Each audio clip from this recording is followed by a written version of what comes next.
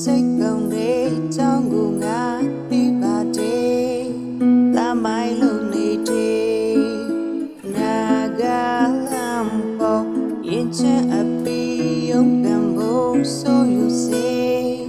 လင်မေရညာတဲ့နေချင်ခဲ့ပြီးငါကြောင်းနဲ့ငါကခံလိုက်မယ်ဒီလူကိုချမ်းထားပြီးအဝေးကိုထွက်သွားခဲ့ဝါပင်လဲမကောင်းတာငါသိတယ်တိတ်ကိုပြန်လဲပတ်တိုင်းငါကိုချမ်း